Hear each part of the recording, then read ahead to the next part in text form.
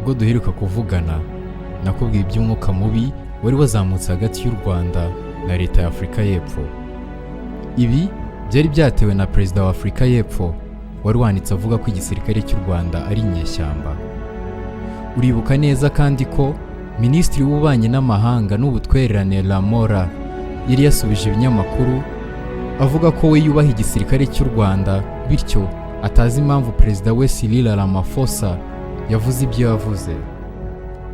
Ikindi kandi yongeye gutangaza ko abasirikare be batangajwe no gusanga bari kurwana n'abenegihugu barwanira uburenganzira bwabo. Uko gushyamirana ko kwarakomeje kandi benshi batangira guhwihwisa intambara hagati y'ibihugu byombi. Nyamara nubwo ibi byabaga byose, igisirikare cya Afurika y'Epfo cyo cyari kiri mu mazi abira, cyane ko benshi mu basirikare barwananaga ba FARDC bahise bikorera imbunda zabo, amaguru bayabangira ingata. Birumvikana neza ko basigaye bonyine. Mu minsi ishize ubuyobozi bw'umutwe wa M23 bwasuye aba basirikare. Mu bintu bya mbere byasabwe M23 hari harimo guhabwa uburenganzira abo basirikare bakajya gushaka abasirikare bagenzi babo baguye ku rugamba, bityo bagashyingurwa mu cyubahiro.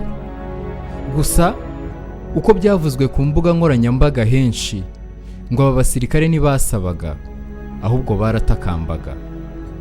Ibi ngo ntago byababaje ubuyobozi bwa Afurika y'Epfo gusa, ahubwo byatumye batangira no kutizera umukuru w'igihugu cyabo. Ubu habaye inama y'igitaraganya y'inteko ishinga amategeko, ndetse yari yatumije Minisitiri w'Ingabo ndetse na Minisitiri ubwe ngo asobanure ibi byose. Ibi nabyo byari byaravuye mu gitutu cy'abaturage ubwabo batumvaga uburyo abasirikare babo bagiye gushirira mu ntambara itari iyabo. Iyi nama yumvikanyemo uburakari bwinshi kuri bamwe bagize iyi nteko, ndetse batangira kuvuga ko na perezida ubwe adasobanukiwe amategeko. Ngira ngo abenshi bumvise ibisubizo bya perezida wa Leta Zunze Ubumwe za Amerika ubwo ikinyamakuru cyamubazaga ku bijyanye na Kongo. Yavuze ko bamaze igihe bitegereza ibyo Afurika y'Epfo iri gukora, avuga ko bari gukora ibintu bibabaje, bagatwara ubutaka bwa Kongo, ndetse aho gukora ibyo bavuga ko bagiye gukora bakishakira ubukungu bwabo. Bityo leta ya Amerika igiye gukuraho inkunga yose yahaga leta ya Afurika y'Epfo. Ibi kandi byongeye gutuma abadepite botsa igitutu perezida wabo bavuga ko nta gisobanuro kizima bahabwa ku ntambara iri kubera muri Kongo uyu munsi. Ibyaranze iyi nama harimo kuba wari uyiyoboye yarakomeza gusaba abari bayirimo kubahiriza igihe, bityo amasaha 2 bari bihaye akubahirizwa. Nyamara umwe mu bitabiriye yavuze ko nubwo byasaba umunsi wose, ariko bakavaho basobanuriwe impamvu ingabo zabo zikiri muri Kongo. Icya kabiri, hari nk'uwavuze ko iyi nama itagakwiye kuba igihe perezida wabo adashaka kwitabira. Nyamara bakavuga kandi ko nta tegeko na rimwe bakurikije mu kohereza ingabo zabo muri Kongo uyu munsi. Uyu ni umudepite umwe mu bari barakaye. You must have the open mind, Chair, to allow us, without abusing time, but to allow us to ask the necessary questions and to interrogate the reports that we will receive from the Minister and from the Chief of the South African National Defence Force. So I plead with you, Chair, don't come and impose rules on us that you make as you sit there, because the question that my fellow honourable member, Virgil Giereke, asked, which rules are you implementing here? Murakoze muyobozi. Tuzi neza ko intego y'iyi nama ari ukubona amakuru yose tutirengagije ibibazo by'abasirikare bacu bari muri Kongo. Ndaza kugira ikibazo nimuduha amategeko ashobora gutuma tutumva iki kibazo kandi ngo tugihere mu ndiba. Kandi abaturage barashaka kubimenya. Ntabwo ushobora gukorera amategeko ku gisenge. Nyakubahwa, ugomba kugira ubwenge bityo ukaduha umwanya tukabaza ibibazo tutishe igihe, ariko nyamara tugomba kubaza ibibazo neza bishingiye kuri raporo minisitiri ari buduhe ndetse n'uyoboye igisirikare aza kuduha. Niyo mpamvu mbasabye abayobozi, nimuze ngo muduhe amategeko mukora mwicaye aho, ndetse n'ubikora aratubwira itegeko ry'igihugu araba ari gukurikiza. Icya mbere, ntabwo tugomba kuba dufite minisitiri hano gusa n'uhagarariye igisirikare, ahubwo twagakwiye kuba dufite na perezida w'igihugu, kuko igihugu cyacu kiri by'umwihariko kunamira abasirikare bacu, bityo tugomba kubifata nk'ibintu bikomeye uko bikwiye. Niba inama nk'iyi ikibazo kirimo kidusaba kukigaho amasaha 4 cyangwa 6, twebwe abagize iyi nama nk'abareberera abaturage bose b'igihugu tugomba gutanga uwo mwanya wose. Ntabwo dushobora kumva ko inama iba mu masaha 2 gusa, kandi ntabwo dushobora kwemera ko ayo mategeko yavuye mu kirere aza akatwituraho nk'uku nguku. Tugomba guhabwa umwanya uhagije wo kubaza iby'ibi bibazo mu rwego rwo guha agaciro abasirikare bacu baguye ku rugamba, ndetse abaturage bose bakabasha kumva neza ibimaze iminsi biba muri Kongo. Abaturage bose baba bareba ibiri kuba, ntabwo bateganya ko twicara tukiha amasaha 2. Bityo rero umuyobozi, nuze kuduha amategeko wowe ubwawe udashobora gusobanura aho ari mu mategeko y'igihugu. Ikindi, ndasaba ko buri muntu wese yisanzura iki kibazo tukagiha umwanya uhagije gikeneye. Murakoze. Undi yaje kongeraho avuga ko bakeneye amakuru yose, apana kubona amakuru avuye ku mbuga nkoranyambaga, kandi nibatangira kubayoborera inama nk'aho ari inama y'umuryango w'abantu bashyingura, ntago baza kubyemera. Yavuze ko abasirikare bapfuye ari imiryango yabo, bityo badakwiye gukinira muri iki kibazo uko bashaka. Mu byari bitangaje nuko bamwe batatinye kuvuga ko perezida wabo Cyril Ramaphosa afite ibirombe by'amabuye y'agaciro yishakira, bityo bigatuma ashora ingabo z'igihugu ku nyungu ze bwite.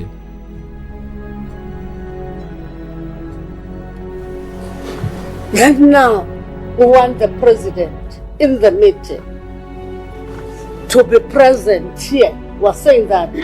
Are we saying that we must cancel this meeting and wait for the president? And yet the ministers here with the 2 deputy ministers and the general, so that we get the information. We don't use the information that we're gathering in the media. Bamwe kandi bavuze ko South Africa itakiri ibisamagwe bya Afrika. Bavuze ko SADC babaye ibipapuro. Nyamara ntibatinye kohereza abasirikare babo ahantu hose uko bishakiye, cyane ko bavugaga ko SADC isa nk'aho ari yitegetse South Africa aho kuba igihugu cyigenga ukwacyo. Bati, twohereje ingabo muri Mozambique, tuzohereza muri Haiti ndetse n'ahandi henshi harimo na Kongo. Nyamara twirengagiza ko intwaro zacu bwite nazo zazanye ingesi zititabwaho, nyamara hari abahabwa imishahara yo kuzitaho. Gusa uyu mudepite yabaye nk'uwambuye ijambo, cyane ko uyoboye iyi nama yari yavuze ko ari ibibazo bigomba kuzasubirizwa ahatari itangazamakuru kubw'umutekano w'igihugu.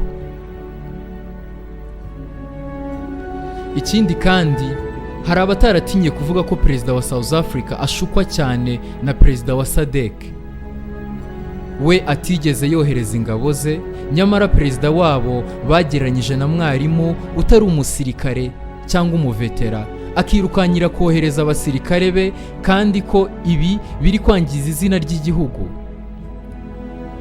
Uwaje uhagarariye igisirikare yabanje kuvuga ko atarazi ko ari inama yitabirwa n'ibinyamakuru cyangwa se open doors meeting. Uyu musirikare ufite ipeti rya general yavuze ko kohereza ingabo z'igihugu SADC muri Kongo byaturutse mu byavuye mu nama ya SADC yabereye muri Angola. Iyi nama yatumye ibihugu byose biri muri uyu muryango bihuza ingabo, izo ngabo zikaba igice kimwe cya SAMI DRC.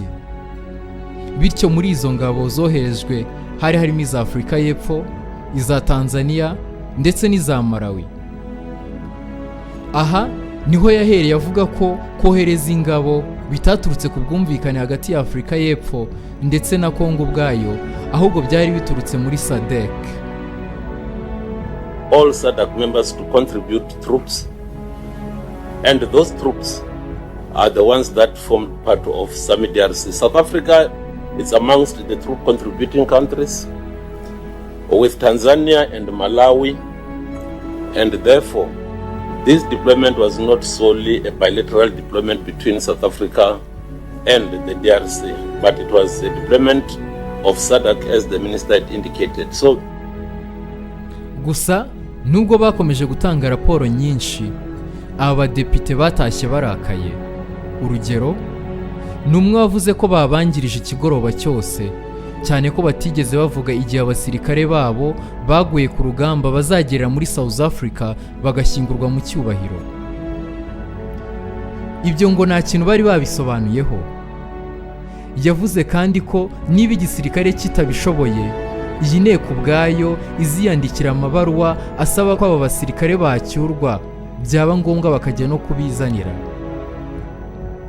Mu nyuma ndetse umwe mu badepite mu nteko ishinga amategeko yavuze ko ubwe yanzuye ko izi ngabo zibeshya ko ziri mu butumwa bw'amahoro nyamara zirebera izindi nyungu, bityo asaba ko izo ngabo zacyurwa. And then she comes here and says those kids that cried over their parents that have died and the breadwinners that have died, it's fake accounts, they are making it up and all of those things. How can you make up crying for your parents that have perished?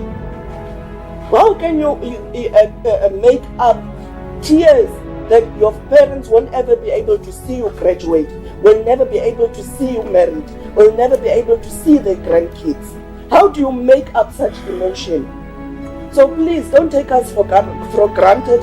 Don't take the country and our constituencies for granted. If you are doing it to each other there, don't involve us, don't include us.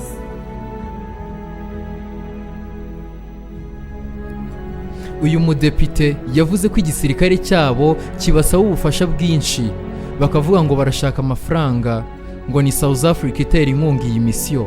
Nyamara amategeko avuga ko ubufasha buhabwa abasirikare ba SADC buturuka mu bihugu 15 bigize uyu muryango. Ati, ese igihugu cyacu cyo nikibona ubwo bufasha, cyangwa mutekereza ko mubana n'abantu batabona cyangwa se badatekereza? Ese ni gute mushyira amafaranga muri misiyo mutasobanura? Ndongera nkubaze ministry, muri Kongo ari kubera iki? Nabyo wasobanura? Uyu yasoje abaza ati, mushobora kuvana abasirikare bacu muri Kongo cyane nabyo mwashobora? Can you tell the nation and the world what is it that you are defending there that makes you to take the payers' money, the taxpayers' money,